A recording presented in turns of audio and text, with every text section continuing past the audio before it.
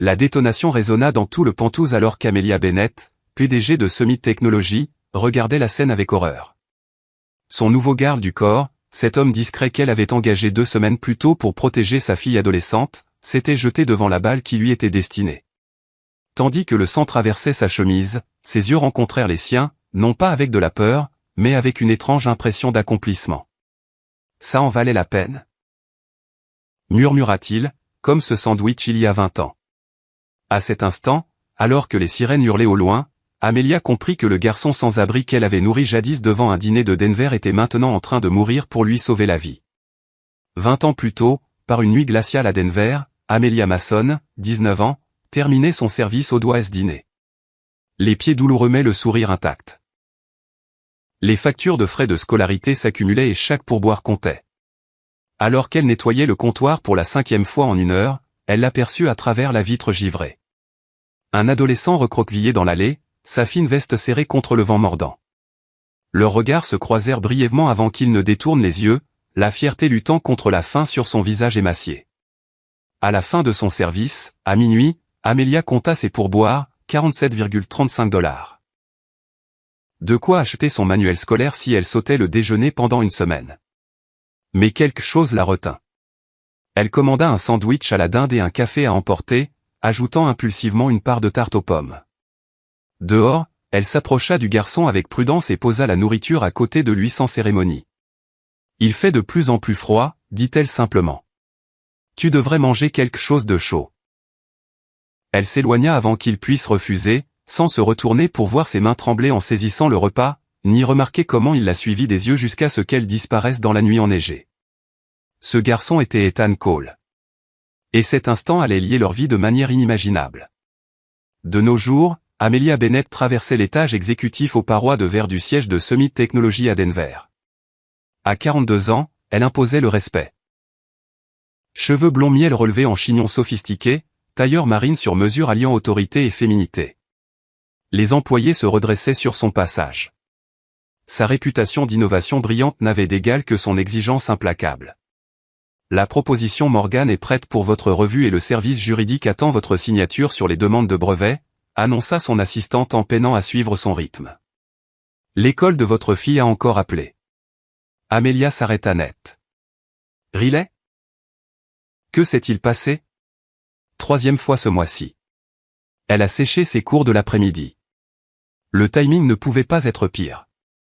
Summit était sur le point de décrocher un contrat gouvernemental de plusieurs milliards, mais une entreprise concurrente multipliait les manœuvres agressives.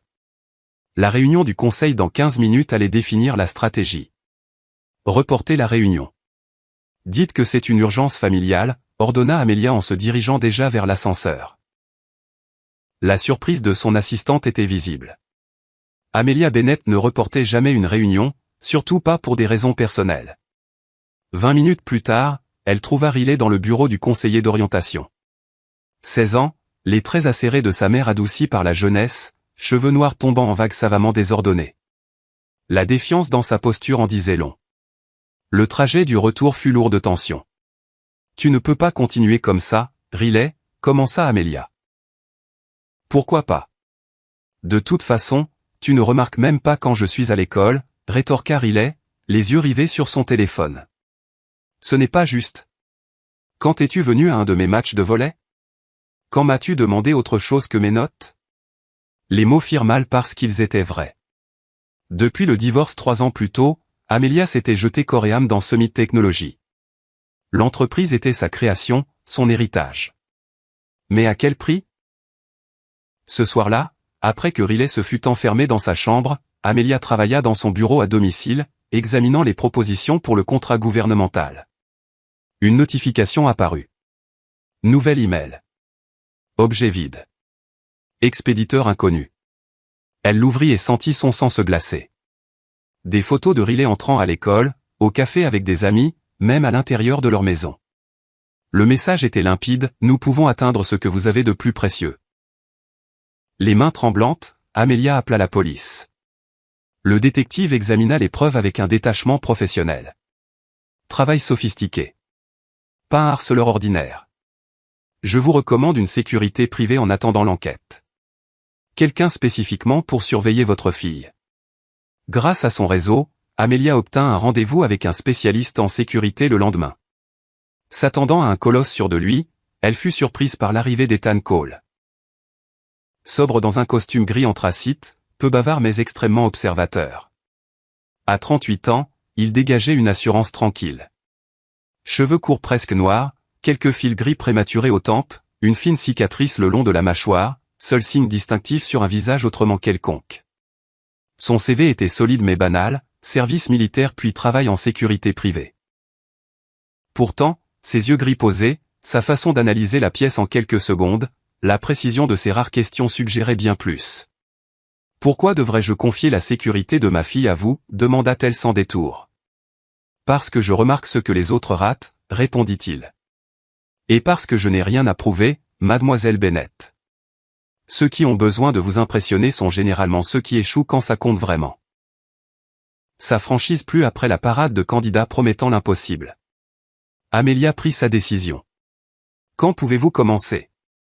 « Immédiatement. » Riley fut furieuse d'avoir ce qu'elle appelait un « babysitter ». Quand Ethan s'installa dans la maison d'amis du domaine, elle explosa « C'est ridicule. Je n'ai pas besoin d'un type bizarre qui me suit partout. » « Il ne te suit pas. Il te protège » corrigea Amelia. « Et c'est temporaire, jusqu'à ce que la police trouve l'expéditeur des menaces. » « Bien sûr. Parce que ta précieuse entreprise est plus importante que ma vie privée. » Ce qu'aucune des deux ne savait, c'est qu'Ethan avait reconnu Amelia dès leur premier entretien. Les souvenirs étaient remontés en force en la voyant. 20 ans plus tôt, lui à 18 ans, affamé devant un dîner où elle travaillait, sa gentillesse inattendue lui offrant non seulement de la nourriture, mais de la dignité quand il en avait le plus besoin. Le lendemain, il s'était engagé dans l'armée. Aujourd'hui, grâce à d'anciens contacts de son passé militaire classifié, il avait découvert qu'un contrat avait été placé sur la vie d'Amelia. Il s'était positionné comme protecteur de sa famille pour rembourser une dette dont elle ne se souvenait même pas. Riley fit tout pour le faire craquer. Elle le sema au centre commercial, provoqua des scènes embarrassantes en public, le traita avec mépris. À sa grande frustration, rien ne le déstabilisait. Porte claquée? Il restait impassible. Café renversé sur sa veste? Il nettoyait sans commentaire. Sa calme persistance était exaspérante. Amelia jonglait entre son rôle exigeant de PDG et l'inquiétude croissante pour la sécurité de Riley. Elle était frustrée par les rapports minimalistes d'Ethan. Après une semaine, elle l'affronta dans la cuisine tard le soir. « J'ai besoin de plus que aucun incident de sécurité dans vos rapports, monsieur Cole. Je vous paie pour protéger ma fille, pas pour être un fantôme. » Ethan choisit ses mots avec soin. « Votre fille teste les limites. C'est normal, surtout après les changements récents dans sa vie. Qu'est-ce que ça veut dire? Elle se sent invisible dans votre monde. Sa rébellion est une demande d'attention, même négative. » Amelia se raidit. « Vous outrepassez vos fonctions. Vous êtes engagé pour la sécurité, pas pour une thérapie familiale. La sécurité n'est pas seulement physique, mademoiselle Bennett. C'est comprendre les motivations, les siennes, et celles de ceux qui pourraient lui vouloir du mal. Quand les gens se sentent vus, ils sont plus faciles à protéger. » La remarque resta longtemps dans l'esprit d'Amelia. Le lendemain matin, elle observa vraiment Riley au petit déjeuner pour la première fois depuis des mois, les cernes sous ses yeux, sa façon nerveuse de vérifier son téléphone, sa taille qui avait grandi sans qu'elle s'en rende compte. Pendant ce temps, Ethan menait sa propre enquête sur les menaces. Grâce à ses contacts de l'époque Delta Force et informations absentes du dossier fourni à Amelia, il découvrit que les intimidations étaient liées au contrat gouvernemental imminent. Alexander Mercer, PDG de Meridian Power, concurrent direct, avait laissé entendre dans les milieux professionnels qu'Amelia allait bientôt changer de priorité. Ethan renforça discrètement les mesures de sécurité, installa des systèmes supplémentaires et surveilla leurs lieux habituels. La tension culmina quand Riley convainquit une amie de l'aider à fausser compagnie lors d'une collecte de fonds scolaires. Ethan, qui avait anticipé la tentative, la suivit jusqu'à une fête dans un quartier douteux. Il la trouva acculée par 3 hommes plus âgés aux intentions inquiétantes. Pour la première fois, Riley vit les véritables capacités d'Ethan. Il neutralisa la menace avec efficacité, sans violence excessive, son entraînement militaire transparaissant un instant sous son calme habituel. Sur le trajet du retour, une Riley secouée demanda « Comment as-tu appris à te battre comme ça ?» « Ancien boulot de sécurité », répondit-il vaguement. Ce n'était pas juste un mouvement de vigile lambda. Ces types étaient énormes et tu n'avais même pas l'air inquiet. Un sourire fugace effleura ses lèvres. La taille n'est pas tout. La technique compte plus. Riley l'observa avec un intérêt nouveau. Tu n'es pas ce que tu sembles être, hein? La question resta en suspens, mais quelque chose changea fondamentalement entre eux. Amelia, furieuse à leur retour, les confronta tous les deux. À quoi pensais-tu? Lança-t-elle à sa fille. Tu te rends compte à quel point c'était dangereux. Peut-être que si tu étais là parfois, je n'aurais pas besoin de m'échapper, cria Riley. Ça suffit. Intervint Ethan d'une voix calme qui coupa net la dispute. Mademoiselle Bennett, votre fille est en sécurité. C'est ce qui compte maintenant. Ne me dites pas comment éduquer mon enfant, rétorqua Amelia, la peur se muant en colère. Je ne le fais pas. Mais la punition ne résoudra pas pourquoi elle est partie. Quelque chose dans son ton, dans l'autorité sous-jacente, fit hésiter Amelia. Cet homme n'était pas le simple employé qu'elle avait engagé. Il y avait dans ses yeux une profondeur qui ne correspondait pas à son CV. Les problèmes s'intensifièrent pour Summit Technologies. Une fuite de données exposa des technologies propriétaires, des rumeurs mirent en doute la stabilité financière de l'entreprise. Le cours de l'action s'effondra. Amelia travaillait sans relâche pour limiter les dégâts, convaincue que ces attaques étaient coordonnées avec les menaces contre sa famille. À la maison, la dynamique évolua subtilement. Riley restait rebelle mais moins hostile envers Ethan. Elle commença à lui poser des questions sur sa vie. Il partagea des anecdotes soigneusement filtrées de son passé militaire, assez vraies pour être authentiques. Riley s'ouvrit peu à peu sur ses propres difficultés, la pression du succès de sa mère, la nostalgie de son père malgré ses défauts, le défi d'être la fille d'une femme puissante. Tout le monde attend que je sois comme elle. Confia-t-elle un après-midi alors qu'Ethan la ramenait de l'entraînement de volley. Note parfaite, avenir parfait, tout parfait. Et toi, tu veux quoi? Demanda-t-il. La question la surprit. Personne ne me l'a jamais vraiment demandé. Ethan hocha la tête. Les gens voient le reflet de leurs attentes.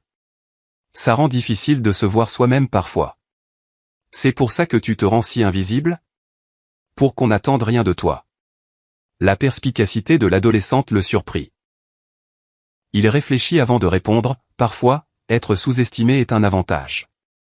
Amelia remarqua avec des sentiments mêlés la relation naissante entre sa fille et Ethan.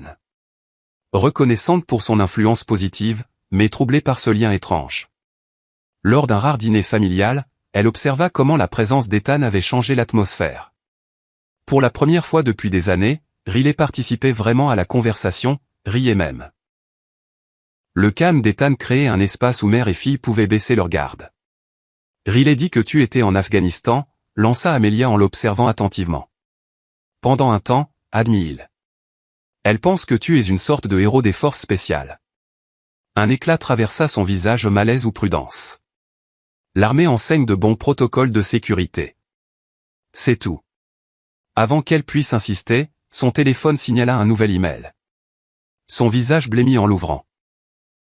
Des photos d'elle et Riley prises à l'intérieur de la maison malgré la sécurité renforcée. Message, dernier avertissement. Cette nuit-là, alors qu'Amelia travaillait tard, elle entendit du bruit dans la pièce que Ethan avait transformée en salle de sécurité. En y entrant, elle le trouva devant plusieurs écrans affichant des flux de caméras, des plans de bâtiments et des dossiers sur des cadres de Meridian Power. « Qu'est-ce que c'est que tout ça ?» demanda-t-elle depuis l'embrasure. Ethan ne sursauta pas au autre indice de ses réflexes hors normes. « Évaluation des menaces », répondit-il en minimisant certains écrans, mais pas avant qu'elle n'aperçoive des notations tactiques militaires. « Ça va bien au-delà de la sécurité classique, Monsieur Cole. La menace contre vous n'est pas classique non plus. » Il se tourna vers elle.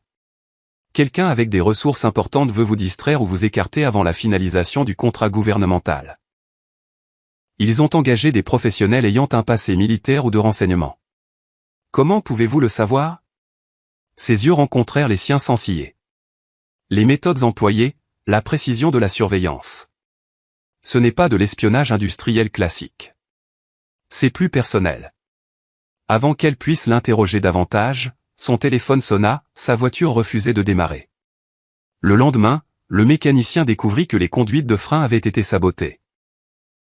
Ethan, qui avait anticipé ce type d'attaque, avait installé des dispositifs de sécurité supplémentaires à son insu et remplacé son chauffeur habituel par un de ses contacts. Quand elle exigea des explications sur sa prescience, il répondit seulement que les schémas correspondaient à des techniques qu'il avait déjà vues. La demi-vérité l'agaçait, mais son efficacité était incontestable. Ce soir-là, après que Riley fut couché, Amelia reçut un appel vidéo d'Alexander Mercer, PDG de Meridian Power. Avec un charme calculé, l'homme aux cheveux argentés exprima sa préoccupation face aux problèmes de Summit. De si regrettables incidents, dit-il en examinant ses ongles manucurés. Le marché peut être si instable pour les entreprises dont le dirigeant est distrait. Que voulez-vous, Alexander? Une solution simple. Retirez-vous de l'appel d'offres gouvernementale.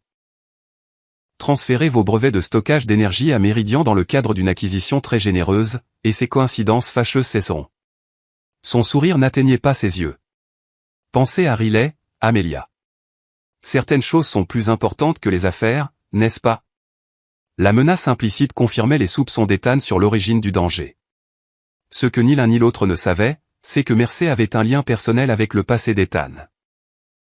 Il avait financé l'opération secrète qui avait mal tourné et coûté la vie à l'équipe d'Ethan fait classifier et enfouie dans les archives du Pentagone. Les menaces s'intensifièrent quand Riley faillit être enlevé à l'école la semaine suivante. Ethan, qui surveillait de loin, déjoua la tentative avec une précision dépassant largement la formation de base d'un garde du corps. Il neutralisa 3 opérateurs professionnels tout en assurant la sécurité de Riley. Dans la foulée, alors que la police les interrogeait, Riley mentionna avoir vu l'un des hommes lors d'une récente soirée caritative organisée par Meridian Power. Plus tard ce soir-là, en visionnant les images de l'incident, Amelia remarqua les mouvements tactiques d'Ethan, méthodiques, efficaces, typiquement militaires. Elle enquêta plus profondément sur son passé et découvrit que sa société de sécurité n'existait que depuis 3 ans, avec très peu d'historique avant cela. Elle le confronta dans la maison d'amis. « Qui êtes-vous vraiment, Ethan Cole ?» Parce que l'homme que j'ai vu sur ces images n'est pas un simple garde du corps. Avant qu'il puisse répondre, les alarmes périmétriques du domaine se déclenchèrent. Des intrus armés avaient pénétré sur la propriété. Ethan passa immédiatement en mode opérationnel, révélant un équipement spécialisé dissimulé partout dans la maison. Panneau de sécurité, maintenant, ordonna-t-il. Toute apparence d'employé ordinaire avait disparu. Ils ont coupé l'alimentation principale. 3 minutes avant que le générateur de secours déclenche l'alarme silencieuse. Il installa Riley dans un abri sécurisé caché derrière sa penderie. Amelia assista à la transformation, le garde discret devint une arme de précision. Chaque geste trahissait des années d'entraînement d'élite. Restez ici jusqu'à ce que je revienne avec le signal de fin d'alerte, tempête de neige de Denver. À personne d'autre. Verrouillez cette porte. Dans la maison plongée dans l'obscurité, Ethan et Amelia tombèrent sur 2 intrus dans le couloir principal. L'affrontement fut bref et violent. Ethan neutralisa les 2 hommes avec une efficacité redoutable. Mais un 3e surgit de l'ombre et tira. La balle toucha Ethan à l'épaule alors qu'il poussait Amelia hors de la trajectoire. Blessé, il parvint malgré tout à neutraliser le 3e assaillant juste au moment où les renforts de sécurité arrivaient. Une fois le danger immédiat écarté, Amelia insista pour soigner sa blessure elle-même plutôt que de risquer un passage à l'hôpital qui pourrait alerter les hommes de Mercer. Dans la cuisine, alors qu'elle nettoyait la plaie avec des mains fermes, elle remarqua un tatouage militaire partiellement masqué par des cicatrices sur son épaule. Delta Force. Lut-elle en reconnaissant l'insigne. Les forces spéciales. Affaibli par la perte de sang et le contre-coup d'adrénaline, le masque d'Ethan se fissura. Dans un murmure, il évoqua un sandwich et un café par une nuit froide à Denver, un souvenir remontant à travers la douleur. Les mains d'Amelia s'immobilisèrent. « Qu'est-ce que vous avez dit ?»« Dehors, au doigt est-ce dîner ?» répondit-il, les yeux fixés sur son visage. « Vous étiez serveuse. Vous m'avez donné votre pourboire. Sandwich à la dinde, café, tarte aux pommes. » La reconnaissance arriva lentement. « C'était vous ? Le garçon dans l'allée ?» Ethan hocha la tête, grimaçant alors qu'elle reprenait le nettoyage. « Je me suis engagé le lendemain. votre gentillesse a tout changé. Pourquoi ne pas me l'avoir dit quand je vous ai engagé? M'auriez-vous cru? Il grimaça sous l'antiseptique. Et après vous avoir reconnu dans la demande de sécurité, j'ai compris la sophistication de la menace. Mon ancien commandant m'a aidé à monter une couverture pour vous protéger sans éveiller les soupçons. Donc vous m'avez menti tout ce temps. Parfois, la meilleure protection consiste à être sous-estimé. Si on avait su qui vous protégeait, ils auraient envoyé des opérateurs d'un autre calibre. Là, j'avais l'avantage de la surprise. Cette révélation changea profondément le regard d'Amelia sur Ethan. Il n'était plus un simple employé, mais quelqu'un dont la vie avait croisé la sienne de façon inattendue 20 ans plus tôt. Un simple geste de bonté avait créé des ondes pendant 2 décennies, le ramenant dans sa vie au moment où elle avait le plus besoin de lui. Dans les jours qui suivirent, la relation entre Amelia et Ethan se transforma. Elle luttait avec l'idée qu'elle avait été liée à cet homme depuis 20 ans sans le savoir. Ethan, ayant révélé une partie de son identité, maintenait néanmoins des limites strictes, ses instincts protecteurs désormais compliqués par des sentiments personnels qu'il n'avait plus ressentis depuis avant son service militaire. Riley, ébranlé par l'attaque mais impressionné par la protection d'Ethan, commença à voir sa mère différemment après avoir appris comment Amelia l'avait aidé autrefois.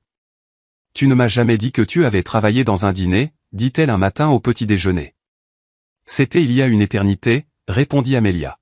« Les études coûtaient cher et mes parents ne pouvaient pas m'aider. » Donc tu étais genre, une super serveuse la nuit et étudiante le jour?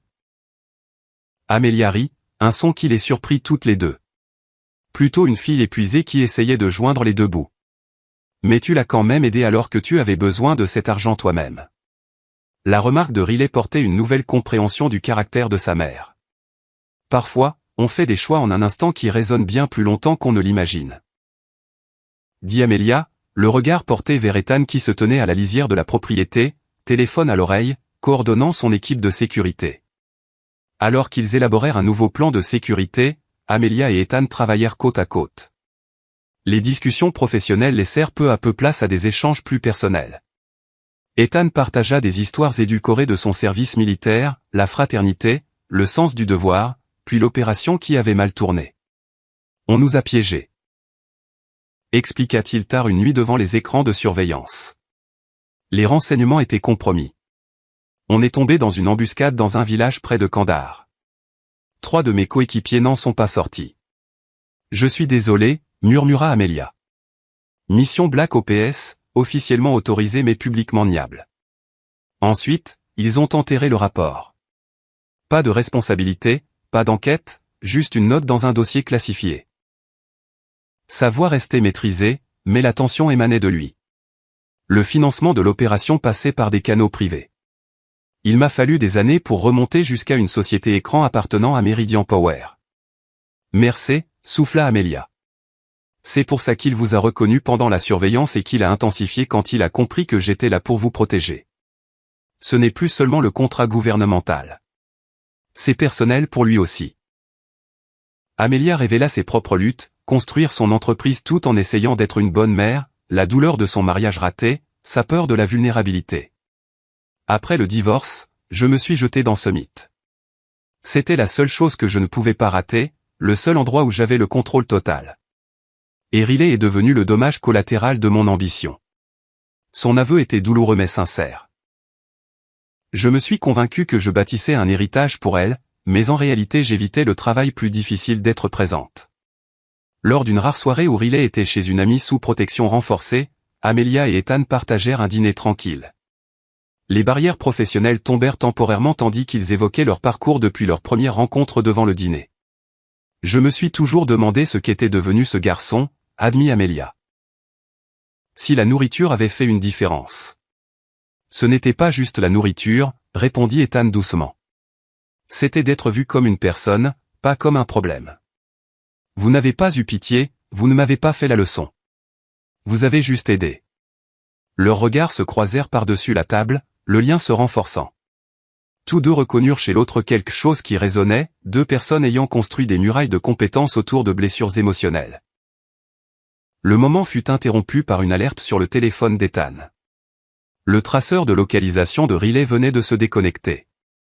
Leur intimité vola en éclats alors qu'ils repassaient en mode crise. Tous sentiments personnels mis de côté face à la menace immédiate. Malgré toutes les précautions, les hommes de Mercer avaient réussi à enlever Riley lors d'un événement scolaire censé être sécurisé. Le message arriva dans l'heure. Amelia devait se retirer de l'appel d'offres et transférer ses brevets clés à Meridian Power. Dévastée et terrifiée, Amelia était prête à tout céder à Mercer. Ethan, lui, activa son ancien réseau Delta Force. En quelques heures, son ex-commandant arriva avec du matériel spécialisé et des soutiens en renseignement.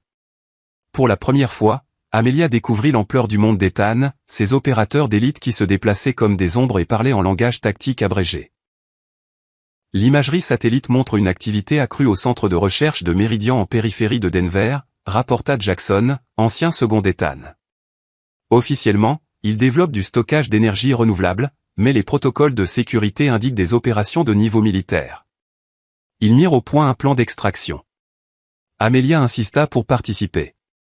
C'était sa fille, son combat. Après une résistance initiale, Ethan reconnut sa détermination et accepta de l'inclure avec un rôle limité et précis.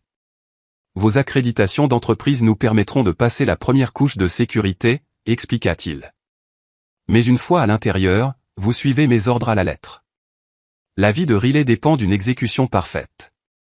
Pendant les préparatifs, Amelia affronta la possibilité de l'échec. Dans un moment de vulnérabilité, elle dit à Ethan que, quel que soit le résultat, elle était reconnaissante que leurs chemins se soient recroisés. Les sentiments inexprimés flottaient entre eux, aucun n'osant les formuler. L'opération débuta au crépuscule. Grâce aux connaissances professionnelles d'Amelia, l'équipe infiltra le site en contournant les premiers contrôles. Une complication surgit, un scanner biométrique inattendu. Amelia fit preuve d'esprit vif et de sang-froid.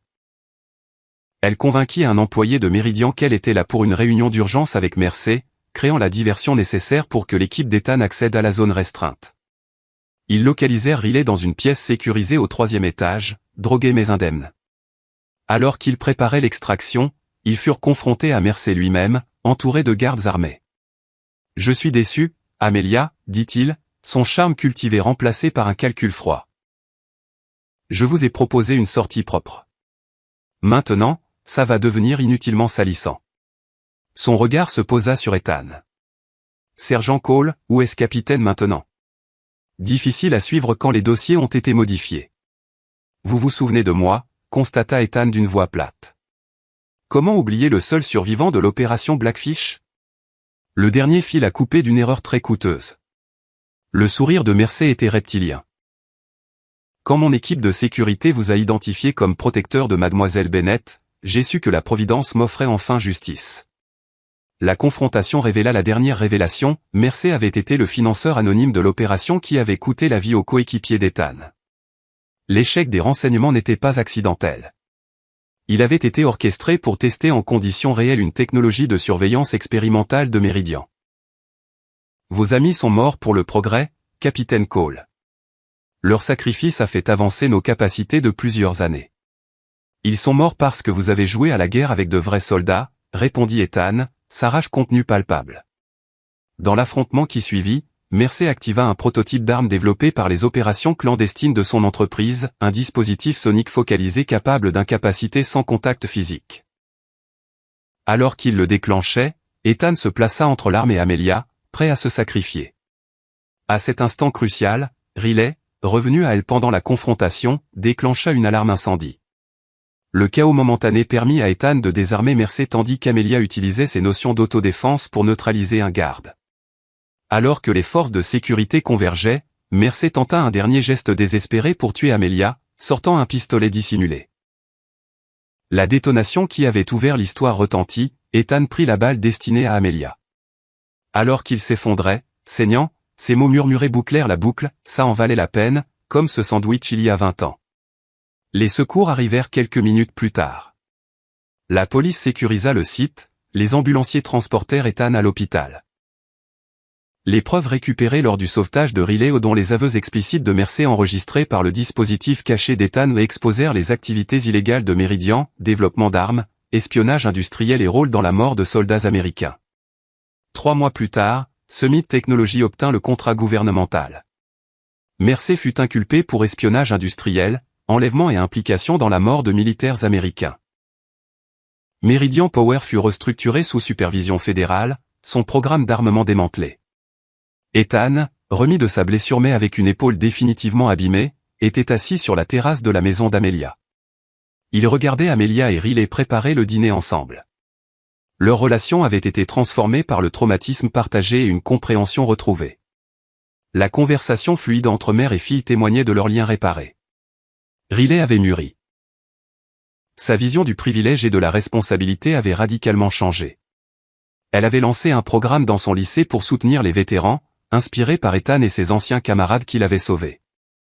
Le conseil d'administration a approuvé, annonça-t-elle en rejoignant Ethan sur la terrasse. Le programme de mentorat pour vétérans démarrera le semestre prochain avec un financement. Je suis fier de toi, dit-il simplement. Riley resta silencieuse un instant. Je ne t'ai jamais vraiment remercié correctement. Pas seulement pour le sauvetage, mais pour m'avoir aidé à voir maman différemment, pour nous avoir redonné une famille. À l'intérieur, Amelia les observait par la fenêtre de la cuisine, frappée par leur naturel ensemble, la fille qu'elle avait failli perdre et l'homme qui les avait sauvées toutes les deux, de bien des façons. Plus tard, au crépuscule, alors que les montagnes se teintaient de rose, Amelia rejoignit Ethan avec une proposition. Summit créait une division sécurité dédiée à la protection des infrastructures d'énergie renouvelable, et elle voulait qu'il la dirige. Le poste utiliserait son expertise tout en lui permettant de construire quelque chose de positif après des années de guerre.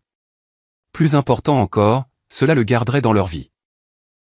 Vous n'avez pas besoin de me proposer un poste pour me garder près de vous, dit-il, lisant entre les lignes de sa proposition soigneusement formulée. C'est ce que je fais ? Son masque professionnel glissa, révélant la vulnérabilité dessous. Je crois que vous savez exactement ce que vous faites, Amelia. Vous l'avez toujours su. Pour la première fois, il utilisa son prénom. Le changement était lourd de sens.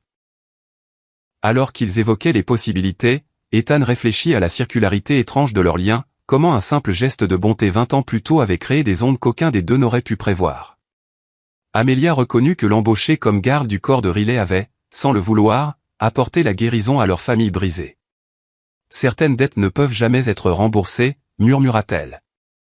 Alors peut-être qu'on arrête d'essayer de tenir les comptes, suggéra-t-il. Et qu'on accepte simplement que nos vies sont liées maintenant. L'histoire se termina avec Ethan rejoignant Amelia et Riley pour le dîner. Il n'était plus employé ni protecteur, mais famille au sens le plus vrai. Tandis que Riley les taquinait sur leurs sentiments évidents l'un pour l'autre, Amelia glissa sa main sous la table pour trouver celle d'Ethan. Leurs doigts s'entrelacèrent, tous deux s'autorisant enfin à accueillir ce lien inattendu né d'un sandwich et d'un café par une nuit froide à Denver, 2 décennies plus tôt. La dernière image montra Ethan enseignant l'autodéfense à Riley dans le jardin tandis qu'Amelia observait depuis la fenêtre de son bureau. L'ancien soldat avait trouvé la paix. La PDG ambitieuse s'était souvenue de l'importance des liens humains. Et l'adolescente rebelle avait découvert la force née de véritables liens familiaux. 3 personnes brisées avaient formé un tout, un héritage de guérison commencé par un simple geste de bonté et ayant survécu aux pires épreuves pour devenir ce qu'aucun n'aurait osé imaginer.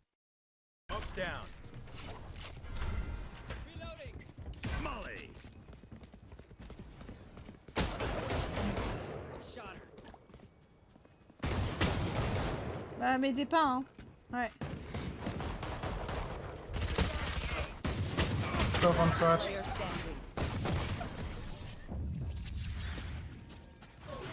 L'autre. Je suis grave chill comme meuf. Je sais pas de quoi vous parlez. Pourquoi je suis contente de rejouer Fracture? Là je suis emo. J'essaye de passer ascendant mais je suis emo.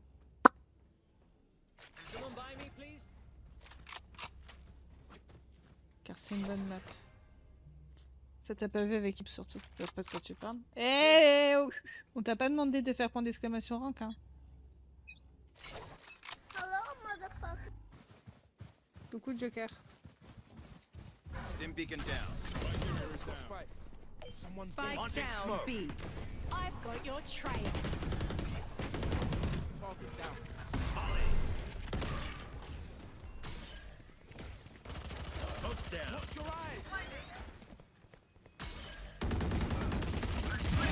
Now we're cooking. Spike down B. player standing. Attends pas le stuff, ça fait n'importe quoi. Ça va, Joker? I'll teach him Ouais, to moi aussi respect j'avais mes their merdes de elders. merde là.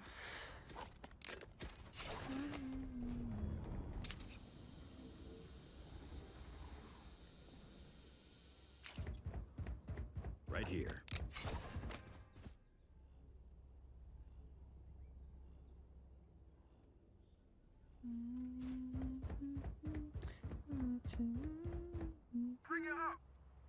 C'est quoi tes lobbies en général? Diamant ascendant. Bla, bla, bla, bla. Fully smoked. Spike down A. Someone's A. Got spike. Carrier's down. I got the spike.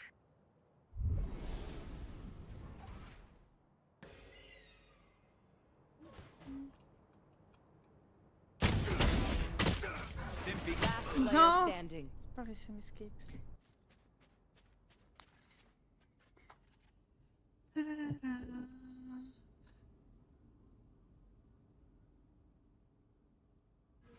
Mais en fait, si je peux t'avoir, putain, My Dream en face. Moi?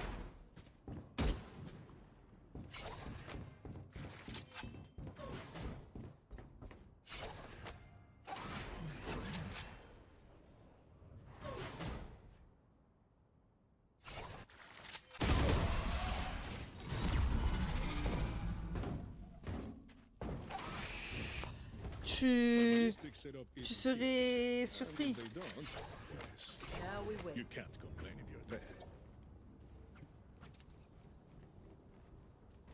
T'es quoi là, Zayers? Can we go slow on me? Y'a personne qui communique. Sure. Cypher plays tower.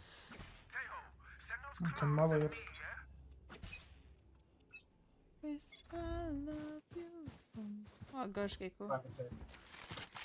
Stim beacon here. Allez, prends la poiscaille. Launching smoke. Molly.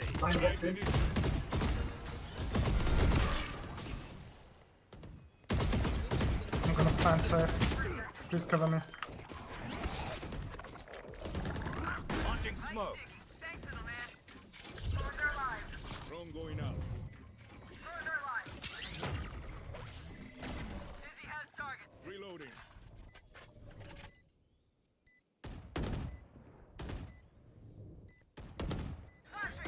Right here. One enemy remaining. Timeout.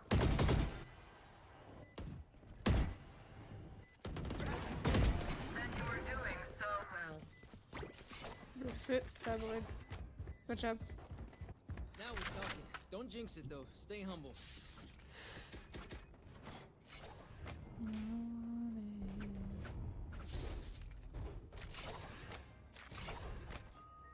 Warning, Vincent Fabron is no longer permitted on System Plan. Any persons resembling Fabron must be reported. Maybe Vice take up on A and then just ult as when Merde, j'ai pas we're pris de close to shield. circle from here. Someone's A. Last place. Smoke's down. Locating targets. Comme toi hier. Ready. Clover's close. Stim beacon down. All missiles Open away. up the sky. Grenade is live. Timeout. My ultimate's ready. Wingman's planting. One more. Dead. Smoke's down. One enemy Right remaining. between the eyes. Left side, left side, left side. Not overheat. Don't peek, please. Don't want to shoot. Last player standing. No, the Gecko throwing the game.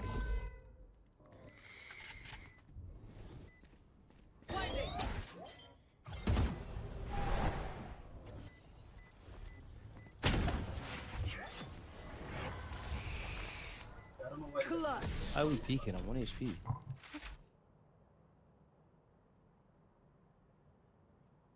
We do what we do. Get back to chilling.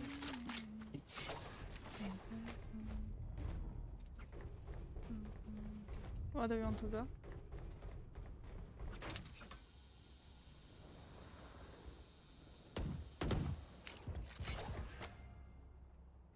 We can try to go B, Phoenix. I agree.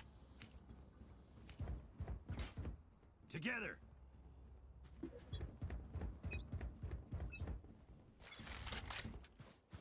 Can you slow? Oh gosh. Stim beacon down. I've got your trail. Launching smoke. Molly. Someone's there.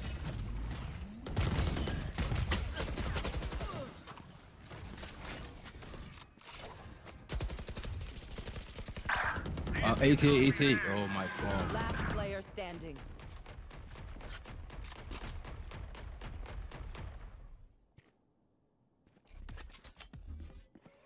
Launching smoke.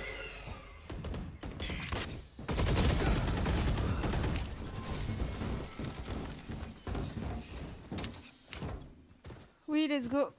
Make peace with yourself before you pull the trigger. No one else can judge. Someone play with Gecko. Not me. Bro, it's not just Gecko's fault. We need to push together. I don't know what the fuck No, we're doing. no. You make noise for nothing. They're playing off site and we're still hiding in tower. See you on the other side.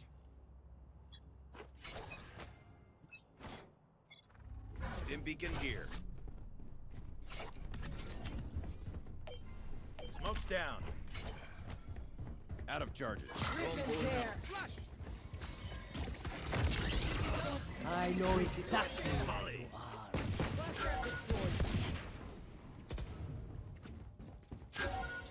Launching forward. Forward activated.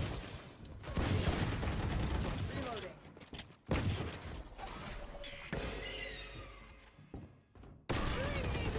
Okay, we can fight. They have no guns, bro. Just Spike down A. Reloading. Who trained you?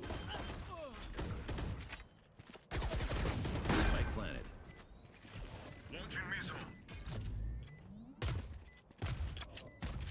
Last player standing.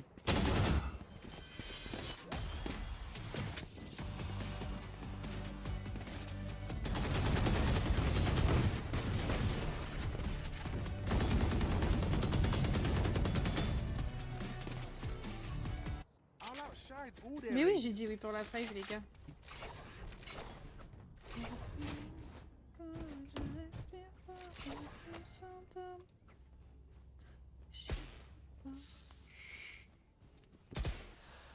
Coucou ma Jackie. Comment ça va?